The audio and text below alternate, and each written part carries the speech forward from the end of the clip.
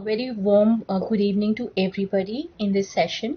Hi, I'm Vandana Gupta from Soch Foundation, and a very warm welcome to Dr. Swaroop Rawal, who is with us in the today's session. I am really glad that she is able to devote her precious time to my foundation and to my channel, The Honest Hour. Very welcome, ma'am. Hello, Vandana. How are you? I am It's good. such a pleasure to be with you. Tell me. Thank you so much, ma'am. How are you doing? I'm good, really good, and especially now that I'm seeing you, super. Thank you so much, ma'am, for your time to our channel. Hi viewers. Before we go ahead, I like to introduce Dr. Rawal here. And as we very well know her face, beautiful Miss India in 1979. Such an honor to be with her on the show right now. So let me go ahead. Apart from being a Bollywood celebrity in her own era, she's also done a PhD in education lately, and now she's a PhD honors in education and drama from the University of Worcester from England. Am I correct, ma'am? That's right. Yeah, that's right. Congratulations from my side, ma'am, and Thank from you. all our viewers. Also, to add to this, she has done thesis using the drama to give life skill training to the children who are into special learning or disabilities to support them through her life skills. And I have also attended her life skills session, which are amazing and quite supportive for the many future outcome youth over there. So I'm glad you took that up for awareness and also for the children background now. Thank you. Thank you very much. There's a lot which I can give an intro from my side, but viewers will really be happy if you give a little intro about yourself, Dr. Rawal. Really, I don't think so. I think maybe as we talk, we'll just get to know about what I do and what I think. So why don't we start this conversation? Absolutely, right away, ma'am. The first thing we would like to know is about stepping into Bollywood and then stepping into Miss India contest, which was really tough in the era you wanted to contest for India and Miss Universe. Well, actually, I started working in theatre and I'd done a bit of television before I became Miss India. And after I mean, I'd already started, I'd done a bit of modeling too. So I wasn't absolutely new at all this. Of course, I wasn't an expert because it was just 1 or 2 years that I had done that. And then I became Miss India. And then when I became Miss India, I got two films that were offered to me. One was a Yash Chopra film, and the other was a Rishikesh Mukherjee film. Both of them were given, I got those offers on the same day, and I signed both of them. So that's how I came into films. But somehow I think I was in films in the very wrong time. Films were made. I think like Rishikesh Mukherjee was getting old, and those type of films were going out of fashion, and a lot of those films from the south were coming, which was so different, and not the kind of films I really liked. So I don't know if I was very happy the time I was doing films, but I love doing films. So don't make a mistake in that. And like I've had the best time when I did Uri and I did Ki and Ka, and I did this very lovely film in Gujarati called Saptapadi, so with a friend director called Thare. So these are like real great memories of filmmaking. Yeah. Plus, I'll like to add the movies which were like at that era, Naram Garam, Na Khuda, and also Ye Jo Hai Zindagi, the most But successful Ye Jo and Hai Zindagi was much later. later, yeah. Yeah. So I was about 20 when I did those films. And I think I was about 26, 7 when I did Ye Jo Hai Zindagi. Ma'am, Yeah. how tough it was for you to convince your parents for this at that point in time? It wasn't at all tough. Only my mom was in a great state of panic because she is a doctor and she knew that she won't be able to come with me on the shoots, etc. So I was one of the probably rare actors who used to go without anybody, no mother, father, sister, brother coming on the shoot with me. So I was very different. And my dad was quite happy because he was the chief producer of the Indian National Theatre. So he knew, like he was happy that I did films. So I didn't have a problem. So that was a smooth journey. Yes, absolutely, yes. That's nice. So, ma'am, gradually from the Bollywood world, which was such a glamorous world, and every youth used to dream that I want to be an actor or an actress, you started from a glamour, then to a theater, and then the transition took place.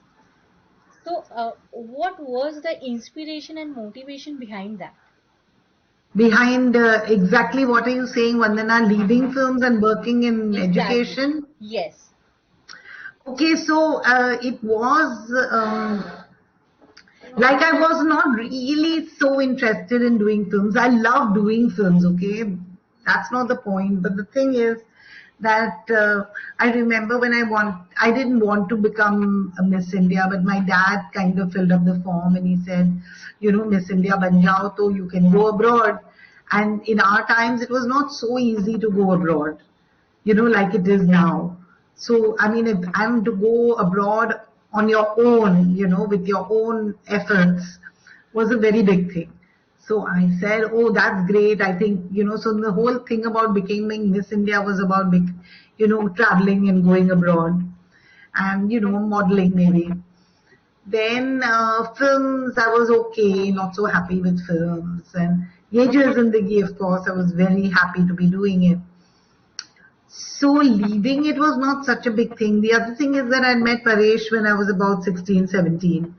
And, when we got married, we'd known each other for 10, 12 years.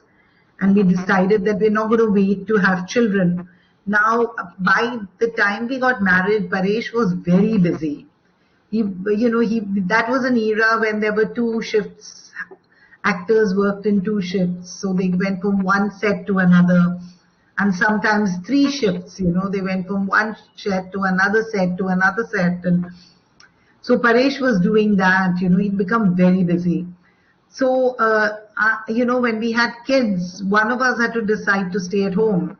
Well, obviously his career was really going up. So I took a step back and I said, I was anyways not so thrilled to be doing films, etc. So I said, I'll stay back and take care of the kids. But the thing is, I started working when I was 16. So, it was very difficult for me to just sit at home. So, I started learning Ikebana and I started going, to the school in the Parent Teachers Association and stuff like that. And that's when I realized that maybe I can do something like teach. And, I used to do small camps for the school, drama camps and stuff like that. And when I used to do that, I realized that I was a good teacher. And then I learned special ed. And so it wasn't difficult. It just happened. Like I stopped working when I was about 30. And at 38, I started studying again, I mean, I was a college dropout. I started studying again at 38. That's And like, wow. Many yes, people would not be knowing that about you, I'm sure. yes, I failed in my subjects because I left all the papers blank in spite of knowing all the answers because they were so boring to write. But my mother though was very angry with me. She was a university topper and she said, if you know your stuff, you're supposed to um, write and not leave papers blank. But I said it was so boring to write everything. I knew everything. She's saying, like she says, I've got one mad daughter, kind of thing. And then I became Miss India. So every time the re-exams came, I was working. So I just, didn't study. And I used to feel so guilty that I didn't have a degree and I was an undergrad and, things like that. With my mommy being a university topper. So at 38, I started studying again and I did my master's in English literature. And I wrote to a university for a short course, and they said, "Why don't you do a PhD?" And I did a PhD, and that was like great learning. I mean, that's when I realized that I was just a super teacher. You have set a wonderful example for everybody that starting your life to study or to learn something, age is never a number. For Yes, you, actually, it isn't. I'll tell you another thing, Vandana, is I was just telling this friend of mine, Mohit, and I was telling him that I always had such a big complex about Paresh because Paresh studied in a Gujarati school and he learned Sanskrit and Gujarati and he's so good at all the Indian languages, whereas I'm not so good. I'm very good at English, but then, the roots are in our language. And so just last year, I started studying Sanskrit. Look, I'm 63 years old, so you can never. It's never too late to learn, and I think I picked it up pretty well. you are a So perfect example of it, that it's never too late. If yeah, you I don't think it is. I don't think you should leave it till then. I mean, it's never too late because otherwise life would be so boring if you don't go on learning something or the other. I completely agree. Ma'am, why did you choose only special disabled children to for your focus? Was there anything which really pricked you badly, or something which is very sad to know, or something which really touched your heart that you will teach these? Your focus would be to these kids only. No, actually, very funnily, there wasn't anything like that. You see, Vandana, what happened is that I used to go to the blind school, which was very close, not blind school, the deaf and dumb school, which is very close to my home.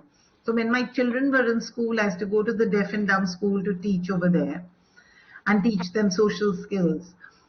But I found that I didn't know enough about deaf and dumb. So I used to be more like a nursemaid. And because of that, I thought I should learn something, if I want to go and help. I always feel that, you know, if you just go to help without knowing, then, you don't have the technical skills, you don't have the knowledge, you don't have the information. You're just random doing things and it just doesn't make sense. So Correct. I started learning about learning disabilities because I thought if I did that, I could be of help to the school, my children were studying in. And it did happen like that, that for years, for 2, 3 years, I worked in the NIOS, in the National Open School section in Jamnagar Nursery School. And I was just doing it pro bono. Was working with the children who were, giving the open exams and most of them were learning disabled children and they could not keep up with the normal school, so they did that. And I found that was really great because if you after I learned, then I started being so good at things I was doing. Otherwise I was just like a nursemaid, and I don't think that's great, like just to waste your time and theirs. Absolutely, I agree, ma'am, because if you want to teach somebody and really understand what they are going through, should be first step that you should feel that and understand. Absolutely. So You that's should what I. understand what you're doing. Yeah. So now I'm also speaking to an author who has written a book, Save the Children, India. So share something about that book and No, the book is called Learning Disabilities in a Nutshell. Actually, that's the first book I've written, which is on learning disabilities. And I've written it specially for teachers and mothers. okay. So, and parents actually of children who were learning disabled and didn't know anything about learning disabilities. You see, learning disabilities is not a great problem. And, a lot of us have a lot of these problems in us in any case. So, when you're nice, when you're good with them as a parent, you encourage them, you raise their self esteem and help them, they'll all start doing well. And ultimately, it's just about schooling. After schooling, you can handle a lot of these problems otherwise. So, I wrote this book called, Learning Disabilities in a Nutshell.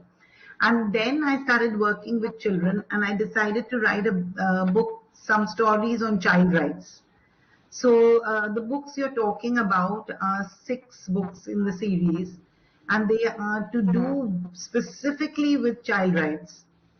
And they are about that in the last section of the child right is the United Nations child rights, is that it says that adults should teach children their rights. Okay. And India is a signatory to the child right thing, the UN. So I decided that I would teach children their child rights because it's very important for all the children to know what their rights are.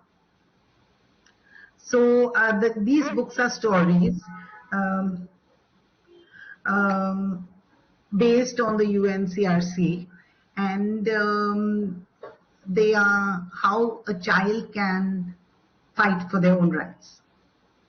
Yeah, I came across couple of them. So I Yes. started reading the disabilities one. So That's really nice, isn't it? yeah, Yes. starting is pretty good. So I'll be catching up as I'm a very slow reader and Okay. given the time of my NGO and everything you know about Yes. me. I'm So I, sure. Yes. yeah. Yeah.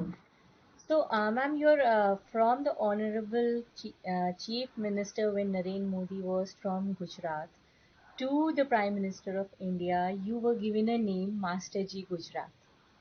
Yeah. He used to call me Gujarat Master Ji. Yeah. Yeah, and then you were given the Global Teacher Award by them. So, can you please let us know what were the projects you undertook and what were you doing for the underprivileged children at that point in time when he addressed you as a Master Ji? Oh, so actually, I was doing one super thing.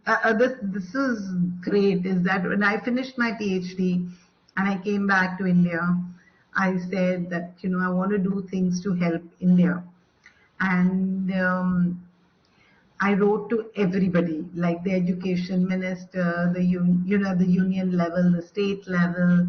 I wrote to the education secretaries. I wrote to NCRT. I wrote to everybody, but nobody replied to me. And they must have thought, what nonsense. Who the hell is she to tell us that she wants to help, and stuff like that. But one day I read something in the newspaper and it said that the chief minister of Gujarat is going to start a children's university. So I wrote to him and I asked him if there was anything I could do to help. That's all I wrote. And you'd not believe it, the day I wrote to him, the next day I got a call from his office. And they said that the chief minister will see you in his office next week. So I went to see him. Now, the best thing he did, so many things, is that when I went to meet him, he had told his education secretaries to come, but not in that meeting, before the meeting. So, Anita ji, who's our present education secretary, Anita Karwal ji, she and one of the other education secretaries of Gujarat, Jayanti Ravi ma'am, they both were waiting for me. And I met both of them that day. And I think Anita and G and I had this great friendship which started way back in 2007. So after that, I met him, and he told me, you can start doing what you want to do. And I started teaching government primary school teachers. And then one thing led to another. Then I started working with Save the Children. Then I worked with UNICEF. And I did some very, very big programs in Gujarat. Like I did uh, a project which was touching 24,000 villages, which affected 36,000 youth. I taught them life skills. That's a So this huge was for the effort. production. Yeah, it was for the protection of the adolescent girl. So, I did projects like that. And the largest one I did was teaching 2.5 lakh teachers simultaneously in Gujarat. So I did a 4-day project when I taught 2.5 lakh teachers. Wow, ma'am, that's quite impressive. Yeah, big projects and all by myself. Yeah. And such a glad thing to hear that when nobody was supporting you, all of a sudden Chief Minister's office calls you and says, "I'm with you." That was so super. I still have the letters which I'd written to the other people. I never want to forget that. But he wrote to me. I mean, he didn't. He got his, secretary to call me up from the CMO, and it was fabulous. I love the way he connects with people in spite of being such a great man. I mean, he actually gave me time to talk to him as much as I wanted to talk to him. It wasn't as if, 2 minutes sunke, he said, okay, fine, get out, kind of thing. He, till what I wanted to say, he heard. And, if you wrote to him, he would read what you have sent. And that's really fabulous. That's a great thing to hear. Plus, I really love the support, which when he was not even a prime minister, was a chief minister of a state, he give you that attention and focus toward the development of the kids, which they really need. I know, it was too good. Too good, yeah, absolutely. At that time, Gujarat was really doing fabulous because he was there to check things and all that. It was really good. Great. Ma'am, now my next question, which I always wanted to ask you, that a child is the teacher of every adult, what I believe. You learn Yeah. and you learn from them. So, how does these underprivileged kids teach you? What skill you would love to share as to what learning you have taken from them? I don't know if what I learned from them is actually how to become a better teacher. Because you see, they came from such different circumstances that I had to change my way of teaching so that they could understand what I'm teaching. And I'm really proud of it because I'm a Bombay born and brought up girl who comes from a middle class family, who went to the best school in India, who studied abroad. And if I can still connect with the most vulnerable and marginalized children in my country, I think it's great. So that is the lesson I learned. And that brought out more of my Indianness. I am very proud to be an Indian. And I'm very proud of what our government is doing. And every time, whichever, I may not have voted that government, but if that government is there, that government has my loyalty.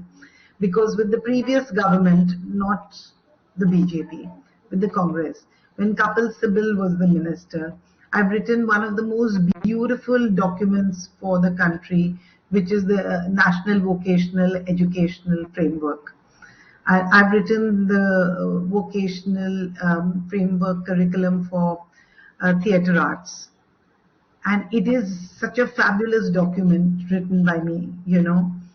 Um, so I believe that whichever government is there, in a democracy, we voted that government in. We cannot do bad things because if we talk bad, then we're talking bad about India. And that is something जो मुझे कतई ठीक नहीं लगता. You cannot talk bad about India. So when you're talking bad about I think that is what a lot of people need to learn. That if we talk bad about the prime minister, we're talking bad about the prime minister of our country. You know. So And probably I learned we, a lot of things. probably what I believe, ma'am, we are talking bad. Plus, we are teaching our kids also that it is good, it is normal to talk bad about country. That is one thing which I can never tolerate. And these are the people, these are the people and these are the children who don't know the other circumstances of. I'm not saying I know everybody's story. Obviously, I don't. It's not possible. But believe me, I have worked in so many states. Like I've worked in Gujarat, Maharashtra. I've worked in Rajasthan. I've worked in Delhi slums. I worked in Jharkhand. I've worked in Madhya Pradesh. I've worked in Karnataka. I've done some in Kerala. So if I've done so much, I obviously know things. And I have worked with the vulnerable and marginalized maximum. Like I worked in the, with the tribals of Nandurbar. And when you go there, you realize that, there is so much to be done, that, we just need to join hands and not make a fuss about everything. Absolutely, we should. One thing I believe, if you're living in the country and you are staying there for long, you've been born, brought up, if not anything, respect the country and do not degrade it anyways. Absolutely, And totally. these negative thoughts should be kept away from children. Definitely. They will be adult one day, they have their own opinions, but we should not put that hatred in their mind in advance that yes, everything is gone down the drains. I Absolutely. am a strong believer of that.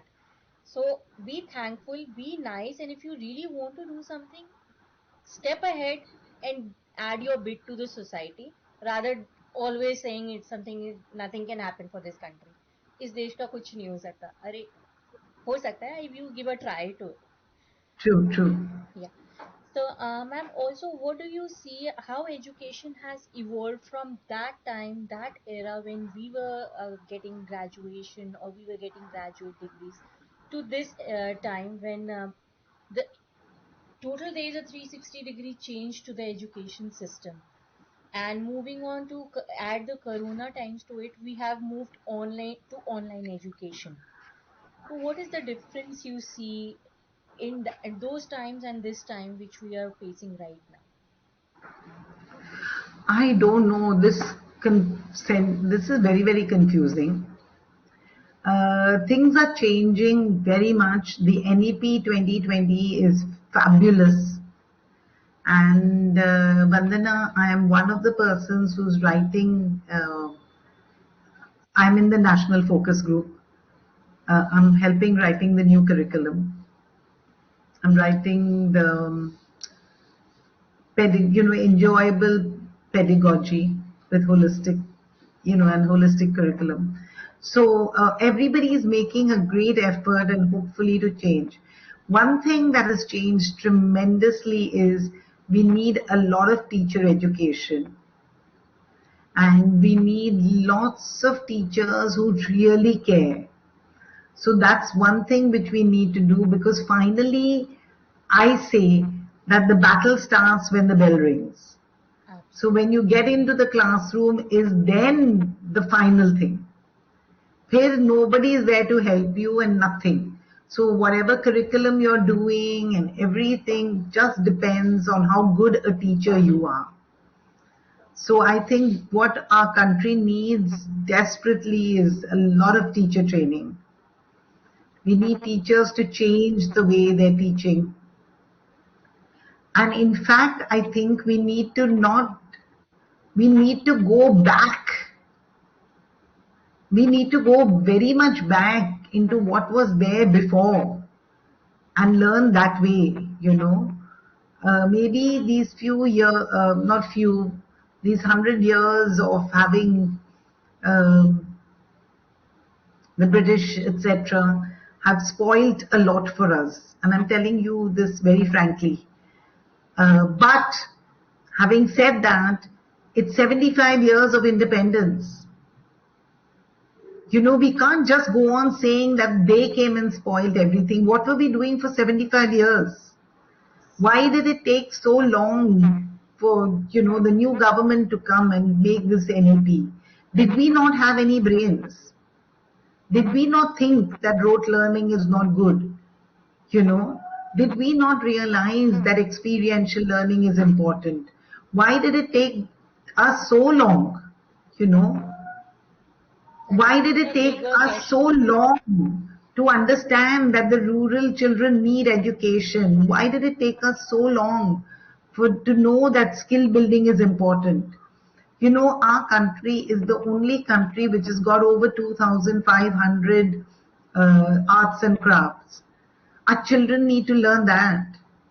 Why did it take us so long to learn that, understand that our children need to learn all this? And it was all missing from the syllabus, It all of was it. missing in the syllabus. Why did it take so long? I mean, what were we doing? We are living in a democratic country. Did the citizens of the country not care? Did we not realize? You know? So, this answer is very, very complicated, Vandana. What was wrong? What is there? What is not there? You see, before there was not such a huge population. There were colleges and you could get into college. Now it's becoming difficult to get into colleges. Now when it's difficult to get into colleges, we're going to worry about marks. Yeah. So that is the reason we need marks. But now the new government is making new policies, with of online learning and of making new universities. But then teachers are not there because people don't want to teach. So we need to understand that teaching is a great profession, and I am very proud that I am a teacher. So There's a lot of it's a very very very complicated thing, and to make it worse, the COVID-19 pandemic came and then just ruined everything. The thing is that teaching online is not an easy job. People don't know how to do it. So, you say that, oh, come on, we'll teach online. But it doesn't work that way. The other thing that doesn't work is connectivity. People don't have connectivity. And yet, I have seen villages. For example, I have a very good friend who's a head teacher of a small village called Navad. And you have to go to see the kind of learning that happens in that school. It's a government primary school of one of and every most of the people in the village, they're OBCs. Yeah, and it's a very poor village, yet there is such great learning happening in that village. So it depends on the teachers and it depends on the head teachers. The other thing is that we really need to rework the whole system of the people who are making the decisions for the school. And I know that the teacher is the most like in the village, she's a very powerful person who's very intelligent. But you can't give the teacher every job to do. Then the teacher's out of the classroom and it doesn't make sense. So, systems need to be changed. So this answer is a very, very complicated thing. But I'm glad you're already working on it. And there Yes, are a huge number of people and teachers are involved who are trying to bring this change to India. that's right. So I'm sure So you guys will come up with this very soon, and I hope so, yes. every children will take the benefit of it. Right. That's a really good job you're doing, ma'am. Trust me. Thank you. Thank you. So, ma'am, what is the importance of life skills for the schools, overall schools? I'm talking about the entire education system.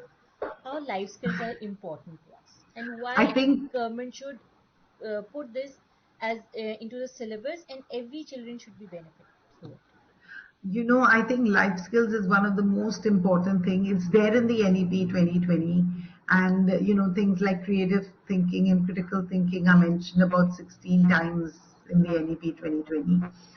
It's very important. I think all schools should have life skills from preschool all the way up to post graduation, at least, because not only is life skills, which are psychosocial skills with cognitive abilities, very important. So basically, they are skills which help us to deal correctly with the challenges we face in life. So it's not only about studying, it's not only about home, it's about friendship and family relationships and society and all that. So you see, it makes them very important because it helps us to deal correctly with it and not get traumatized by things. The other thing is that life skills help us become better in our studies too. For example, children who have a very high empathy score have a very good high reading score. And for example, creative thinking, without that, science is not possible. So you see, it's very, very important. The other thing about life skills is that you can't, it's a skill, right? So you can't learn it in one day or 1 year. You need to learn it for over 2, 3 years to make it good. So that's why if it's in school, then the children would have learnt it for 11, 12 years and they would become so much better. And all you need to do is just half an hour in a week. So I think life skills are very, very important. Plus, ma'am, these life skills should also be applied to adults like us.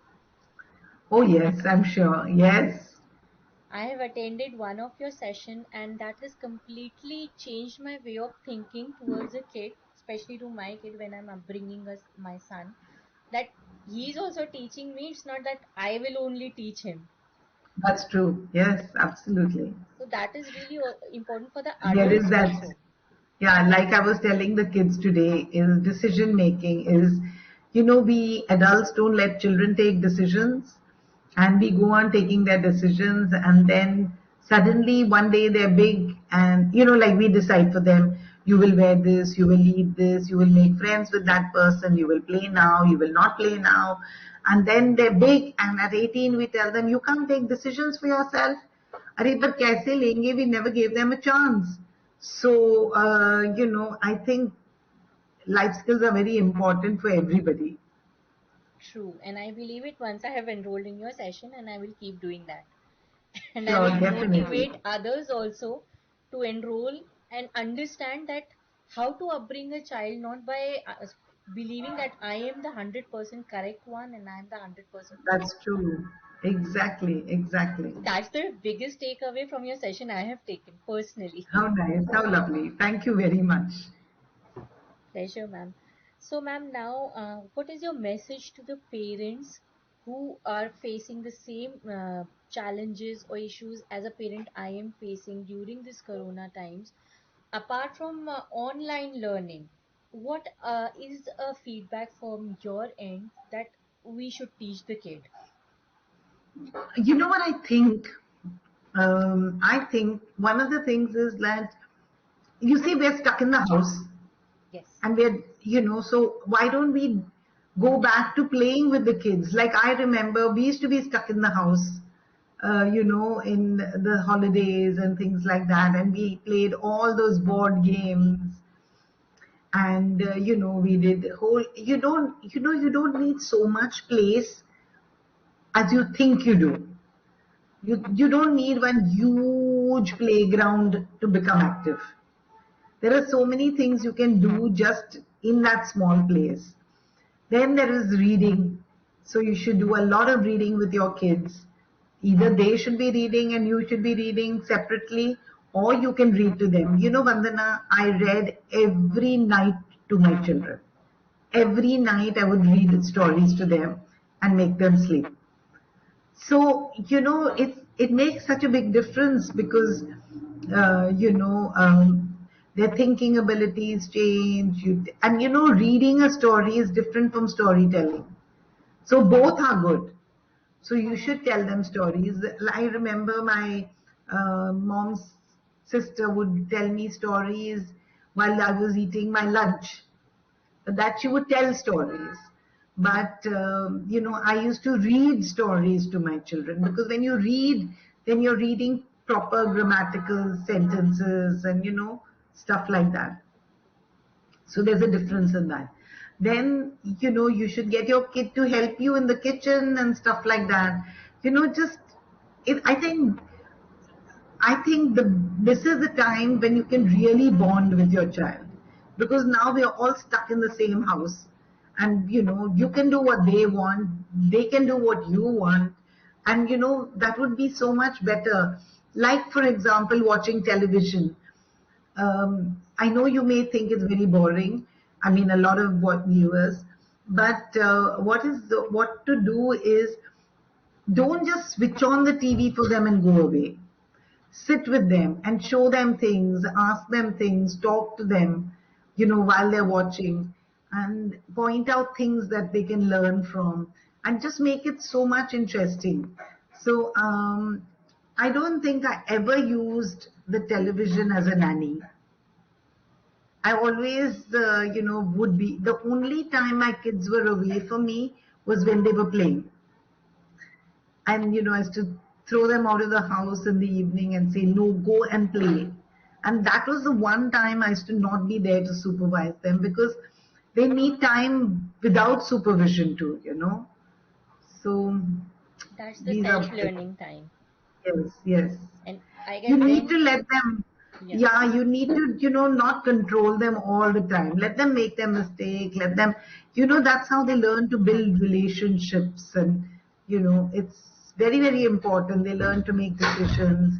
They learn problem solving. They learn how to communicate. You can't be there for them all the time. So that 1 hour, without me, they used to play, no supervision, nobody to tell them what to do and what not to do. and that's the best time when they learn decision making. Yeah, absolutely, absolutely. I have observed my son that if I'm not around and he fall down, he took a decision, I will not cry and somehow I'll manage. I know exactly, exactly. And then they learn to help each other even. Yeah, If we are there, then we are helping. But if two, three kids are playing and one gets hurt, the others help. they do. I have Yeah, seen this very closely, hiding myself somewhere in the park. And I said, whenever he falls at home, he will like, oh, I'm hurt and all that. Pampering is needed. But outside, he just stood up and he's like, let's play. exactly. See? It So works. both are good.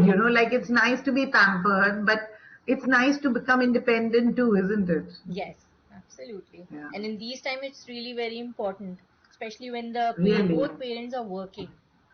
Yeah, true. Ma'am, my last question to you is little personal, but I would like to know. When you were doing all this research, the PhD study, the life skills and everything, managing the house and everything, how does your family supported? Because for a woman, multitasking is a skill, I know, but how did you cope up with? Well, actually, my sons did their board exams during the time I was studying for my PhD. So you can imagine the kind of chaos. Or Paresh always has, there's one wall which I was supposed to put a painting up. And believe me, till now I haven't got time to put it up. And he says, मेरे ये दीवार के पे कभी painting लगी नहीं because you were doing your PhD. But I managed. I guess it's time management which is very important. So I used to leave my children to school and then start studying. The one thing I did cut off was, a lot of my social life because Hmm. I was doing my PhD. But my best friends are still my best friends. They were before that. So they, still hung around, and one or two of them would call me up in the day sometime while I'm working, and I say, okay, now's my break time, and I would sit and chat with them. But my going out and all that had come to a bare minimum. So you need to prioritize. That's the only way you can do it.